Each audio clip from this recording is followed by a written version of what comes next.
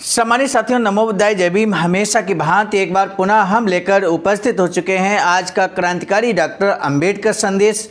आज के अंबेडकर संदेश में बाबा साहब का आखिरी भाषण 25 नवंबर 1949 को संविधान सभा का होता है और संविधान सभा का आखिरी भाषण में बाबा साहब जब स्पीच दे रहे होते हैं तो लगभग समापन की ओर बाबा साहब का ये स्पीच होता है। लेकिन उससे पहले बाबा साहब कहते हैं कि देश के भविष्य को लेकर हमें बड़ी चिंता है, मन में बड़ी चिंता है देश के भविष्य को लेकर। आखिर क्यों, उसका क्या आधार है, आज के डॉक्टर अंबेडकर संदेश में हम आपको बताएंगे।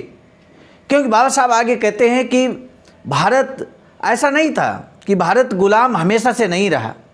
अंग्रेज़ों से आने से पहले हमारा देश आज़ाद भी रहा है, लेकिन बार बार आज़ादी को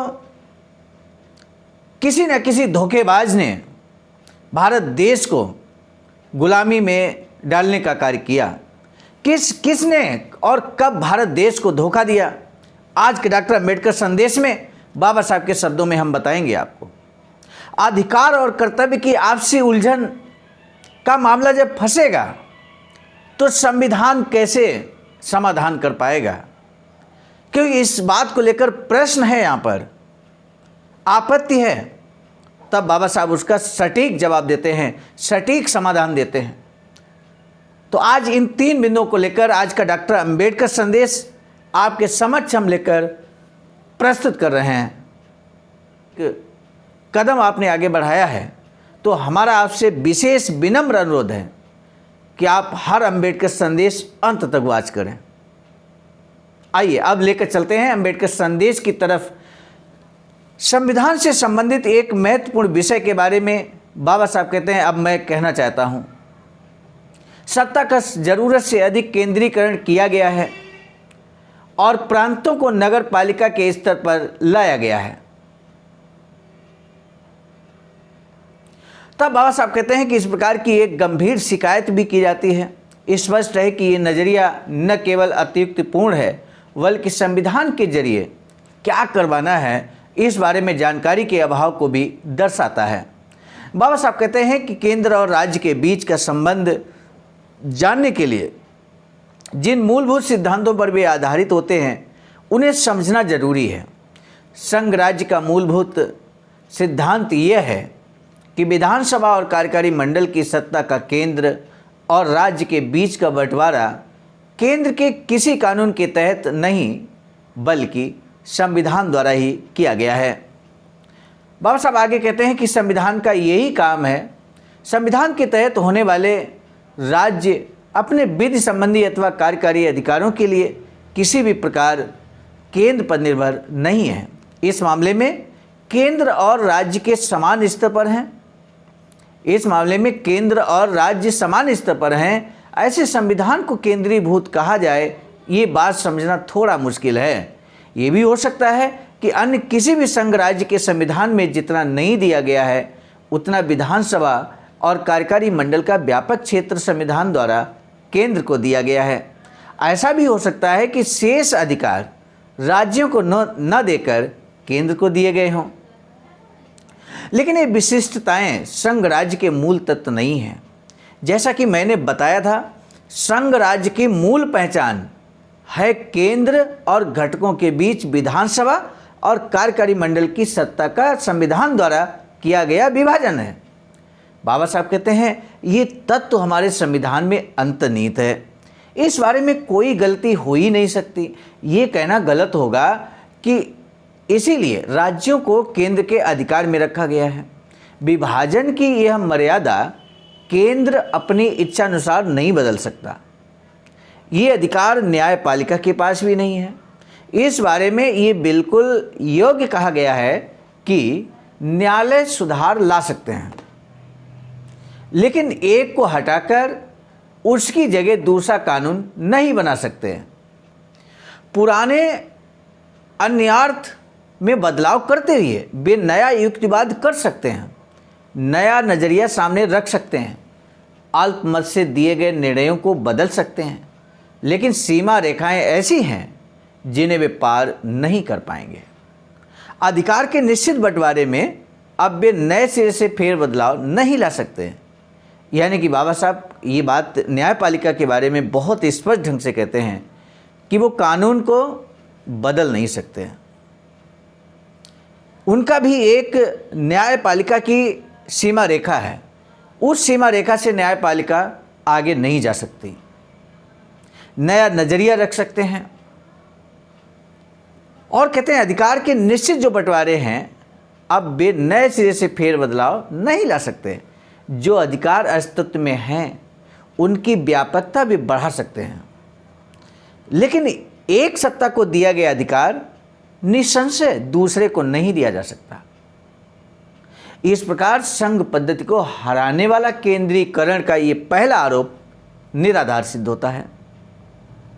दूसरा आरोप यह है कि राज्यों को परास्त करने का अधिकार केंद्र को दिया गया है। इस आरोप का बाबा साहब जवाब देते हैं संविधान सभा में अपने आखिरी भाषण में। आज आप बाबा साहब का आखिरी भाषण सुन रहे हैं सम्मानित साथियों। इस आरोप को मानना ही पड़ेगा, लेकिन इस प्रकार मात देने का अधिकार संविधान की साधारण विशिष्टताओं का हिस्सा नहीं है। उनका प्रयोग और उन पर किए जाने वाले अमल को केवल आपातकाल तक ही सीमित रखा गया है। ध्यान रखने योग्य एक और बात यह है कि आपातकाल आने के बाद हम केंद्र को अधिकार देना क्या टाल सकते हैं?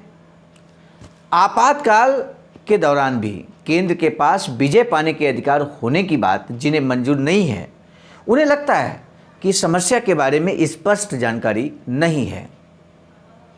तब बाबा साहब प्रसिद्ध मासिक पत्रिका द राउंड टेबल के दिसंबर 1935 के अंक में इस समस्या को एक लेखक ने बहुत सफाई से स्पष्ट किया है। उसमें से कुछ हिस्सा यहाँ उद्धृत कर रहा हूँ। बाबा साहब यहाँ एग्जाम्पल देते हैं। हर किसी को कैसे संतुष्ट किया, हर आरोप का कैसे बाबा साहब ने जवाब दिया सटीक ढंग से, ये भी नहीं कुतर्क किया हो। तर्क के एग्जाम्पल देकर बाबा साहब ने हर किसी को संतुष्ट किया। इसलिए भारत का संविधान दुनिया का सर्वश्रेष्ठ संविधान मेरे साथियों। इसलिए हम सभी का ये नैतिक दायित्व बनता है कि संविधान निर्माण की प्रक्रिया, कैसे संविधान निर्मित हुआ, क्या क्या आरोप लगे और उनका सटीक समाधान बाबा साहब ने क्या दिया, हम हर किसी को, हर बहुजन साथी को जानना चाहिए। और यदि हम नहीं जानेंगे तो हवाई बात करने से बात नहीं बनेगी। इसलिए सम्मानित साथियों, हमारा अनुरोध ये रहता है कि आप अंत तक वीडियो को वॉच किया करें। साथ ही साथ निश्चित है कि बाबा साहब का ये स्पीच है तो अच्छा ही होगा। इसे जन जन तक पहुँचाने के लिए आप अपने स्तर से क्या योगदान दे रहे हैं।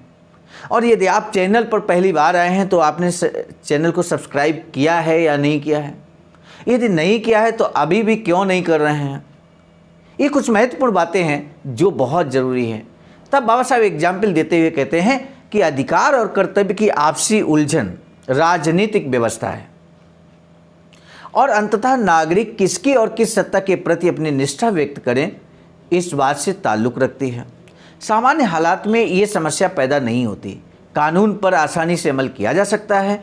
अलग अलग क्षेत्रों से अलग अलग सत्ताओं का आदेश मानकर मनुष्य अपना व्यवहार करता रहता है। संकट के समय किसका आदेश माना जाए, इस बात को लेकर संघर्ष पैदा हो सकता है और स्पष्ट है कि ऐसे समय अंतिम निष्ठा को टूटने नहीं देना चाहिए। निष्ठा के बारे में वे अंतिम निर्णय कानून के न्यायालयीन अर्थ के सहारे नहीं लिया जा सकता। कानून को वस्तु स्थिति के साथ मेल खाने वाला होना चाहिए, वरना वह बिल्कुल प्रभावहीन हो जाएगा। जब सारे शिष्टाचार एक तरफ रख दिए जाते हैं, उस वक्त एक सवाल रह जाता है कि नागरिकों की शेष निष्ठा पर किसकी सत्ता होनी चाहिए, केंद्र की अथवा घटक राज्यों की। इस सवाल का जवाब कौन और किस प्रकार देता है, इस पर इस समस्या का हल निर्भर करता है और यही सवाल महत्वपूर्ण है। बाबा साहब कहते हैं कि आपातकाल के दौरान नागरिकों की शेष निष्ठा घटक राज्यों के साथ नहीं बल्कि केंद्र के साथ होनी चाहिए। ज़्यादातर लोगों को यही राय होती है, इसमें कोई दो राय नहीं है, क्योंकि मिलीजुली उद्देश्य पूर्ति के लिए और देश के कुल हितों की रक्षा के लिए केंद्र सरकार ही कार्य करती है। इसी कारण आपातकाल में केंद्र सरकार को अधिक अधिकार देने का समर्थन निहित होता है। आखिर आपातकालीन अधिकार केंद्र को देने में राज्यों पर क्या उत्तरदायित्व आता है? अगला प्रश्न है सम्मानित साथियों। तो इस बारे में बाबा साहब कहते हैं इतना ही फेरबदलाव आता है कि आपातकाल में अपने हितों की रक्षा के साथ साथ राज्यों को कुल राष्ट्र की राय और राष्ट्र के हितों का ध्यान रखना होता है। जो इस व्यवस्था को ठीक से समझ नहीं पाए हैं वही इसके खिलाफ शिकायत करेंगे। वैसे तो बाबा साहब यही अपना भाषण समाप्त करने वाले थे, लेकिन सम्मानित साथियों, चूंकि सभी आरोपों का यहाँ पर बाबा साहब ने स्पष्टीकरण दे दिया है, खंडन कर दिया है या सटीक समाधान दे दिया है और सभी संतुष्ट भी हैं। बाबा साहब के जवाब से सदन में मौजूद हर व्यक्ति संतुष्ट हो जाता है। बाबा साहब कहते हैं, यहाँ मैंने अपना भाषण पूरा किया होता, लेकिन मेरा मन देश के भविष्य को लेकर इतना चिंतित है कि इस बारे में मेरी राय व्यक्त करने के लिए इस अवसर का इस्तेमाल किया जाए, ऐसा मुझे लगता है। 26 जनवरी 1950 के दिन भारत एक आज़ाद देश बनेगा। इतनी बात कहते ही हर्षोल्लास की ध्वनि होती है, क्योंकि बड़ी खुशी की बात वास्तव में है। फिर उस आज़ादी का क्या होगा? प्रश्न उठा दिया बाबा साहब ने। फिर उस आज़ादी का क्या होगा? भारत अपनी आज़ादी को बरकरार रखेगा या फिर से गंवा देगा? मेरे मन में यही विचार पहले आता है। भारत पहले कभी आज़ाद नहीं था, ऐसी बात नहीं है, लेकिन एक बार उसने अपनी आज़ादी गंवाई है। क्या एक बार फिर वो अपनी आज़ादी गंवा बैठेगा? भविष्य के बारे में आज़ादी के सवाल मुझे बहुत ज़्यादा चिंता में डालता है। भूतकाल में भारत ने केवल अपनी आज़ादी गंवाई थी, ऐसी बात नहीं है। देश के ही कुछ विश्वासघात करने वाले और बेईमान लोगों के कारण भारत ने अपनी आज़ादी गंवाई थी। ये वास्तविकता मुझे बेहद बेचैन करता है।